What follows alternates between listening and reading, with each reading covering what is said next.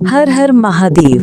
भाइयों और बहनों, सावन का पावन महीना अपने अंतिम पड़ाव पर है। ये वही महीना है जिसमें भगवान शिव की भक्ति का महत्व अनंत गुना बढ़ जाता है। कहते हैं जो भी श्रावण में भोलेनाथ की पूजा करता है उसका जीवन सुख, शांति और समृद्धि से भर जाता है। आज मैं आपको सुनाने जा रहा हूँ एक अद्भुत कथा जो न केवल शिव की महिमा बताती है बल्कि ये भी दर्शाती है कि सच्चे मन की भक्ति ही भगवान तक पहुँचती है।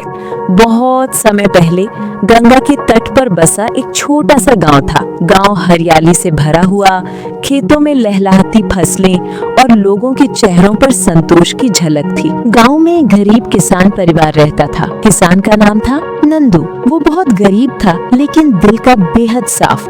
उसकी पत्नी गौरी और एक छोटा बेटा चिराग उसका परिवार थे। नंदू के पास ज्यादा साधन नहीं थे लेकिन उसका मन भगवान शिव की भक्ति में डूबा रहता था। हर दिन सुबह सुबह वो गंगा जल लाता और पास के शिवालय में जाकर शिवलिंग पर जल चढ़ाता। समय बीतता गया और श्रावण मास आ गया। पूरे गांव में उत्सव का माहौल था। लोग घर घर से दूध, दही, घी, शहद और बेलपत्र लेकर शिवालय पहुंचते। मंदिर में हर दिन भजन कीर्तन गूंजते। लेकिन नंदू के पास इतना सब कुछ नहीं था। उसके पास बस गंगा का निर्मल जल और खेत से तोड़े गए कुछ बेलपत्र थे। फिर भी वो श्रद्धा से हर दिन शिवलिंग पर गंगा जल चढ़ाता और मन ही मन कहता, हे भोलेनाथ, मेरे पास देने के लिए धन दौलत नहीं पर मेरा मन आपका है। कृपया मेरी इस भक्ति को स्वीकार करें। गाँव में एक धनी व्यापारी भी था, रघुनाथ। वो हर सावन में शिवलिंग पर सोने चांदी के फूल, कीमती वस्त्र और बहुत महंगे भोग चढ़ाता। रघुनाथ का मानना था कि भगवान को केवल धन और वैभव से ही प्रसन्न किया जा सकता है। वो अक्सर गरीब नंदू को देखकर हंसता और कहता, अरे नंदू, तेरे इस गंगा जल और बेलपत्र से भगवान शिव क्या प्रसन्न होंगे। देख मैं कितना सोना चांदी चढ़ाता हूँ, भगवान केवल मेरी भक्ति स्वीकार करेंगे। नंदू ये सुनकर चुप रहता और मुस्कुराते हुए कहता, भाई, भगवान को धन से नहीं श्रद्धा से प्रसन्न किया जा सकता है। सावन का अंतिम सोमवार आया। पूरे गांव में उत्साह था। व्यापारी ने तय किया कि इस बार वो पूरे गांव को दिखाएगा कि उसकी पूजा सबसे श्रेष्ठ है। उसने बड़े धूमधाम से पूजा करवाई, मंदिर को फूलों से सजाया, ढोल नगाड़े बजवाए और सोने का मुकुट शिवलिंग पर चढ़ाया। उसी समय नंदू भी मंदिर पहुंचा। उसके हाथ में बस एक लोटा गंगा जल और बेलपत्र थे। जब उसने भोलेनाथ को जल चढ़ाया तभी मंदिर के अंदर एक दिव्य प्रकाश फैल गया। शिवलिंग से तेज उजाला निकला और पूरे वातावरण में ओम नमः शिवाय की गूंज होने लगी। सभी भक्त स्तब्ध रह गए। तभी आकाशवाणी हुई, हे भक्तों, मुझे धन दौलत से नहीं बल्कि सच्चे मन की भक्ति से प्रसन्नता होती है। नंदू का एक लोटा जल मेरे लिए उस सोने चांदी से भी श्रेष्ठ है जिसमें अहंकार की गंध हो। ये सुनते ही व्यापारी रघुनाथ रोने लगा। उसे अपनी गलती का एहसास हुआ और उसने नंदू से क्षमा मांगी। भगवान शिव ने नंदू और उसके परिवार को दर्शन दिए। भोलेनाथ ने कहा, वत्स, आज से तुम्हारे जीवन में कभी दुख नहीं रहेगा। तुम्हारी भक्ति ने मुझे प्रसन्न कर दिया है। इतना कहकर शिवजी अंतर्धान हो गए। उस दिन से नंदू का जीवन बदल गया। उसकी खेतों में खूब उपज होने लगी, घर में सुख शांति आ गई